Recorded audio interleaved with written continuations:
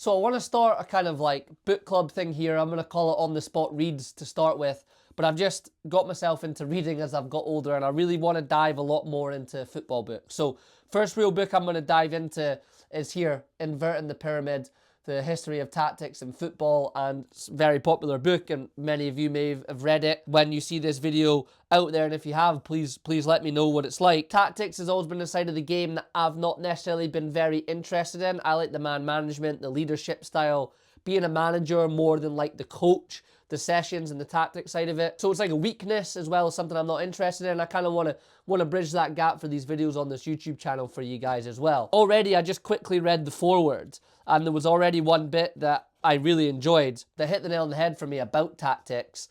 And I'm like, yes, I think I'm really going to enjoy this book. So I just wanted to read it to you, and I will, as I go through this book, I'm going to highlight little moments and little bits and come on here and make videos, and at the end, do a kind of full-length video on my thoughts on the book. I'll start here. I don't believe tactics are the only thing that determines how a side plays, and I don't believe tactics are always the most important aspect in how a game works out.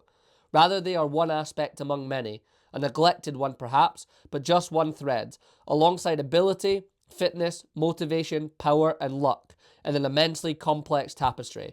Not only that, but I don't believe tactics can be separated from the other aspects. A physically fit team must play in a different way to a tired team. A team low on confidence perhaps needs to play in a more cautious style. A team that includes dilettantish players must set up in a way to cover those deficiencies. Everything is related. Equally, designations of formations can at times seem a little arbitrary. Just how far behind the main striker does the second striker have to play for 4-4-2 to become 4-4-1-1? And how advanced do the wide midfielders have to be for that to become a 4-2-3-1?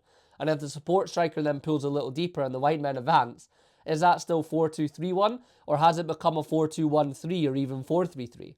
Given fullbacks often push high, so their average position places them level with the holding midfielders, why don't we classify some 4-2-3-1s as 2-4-3-1?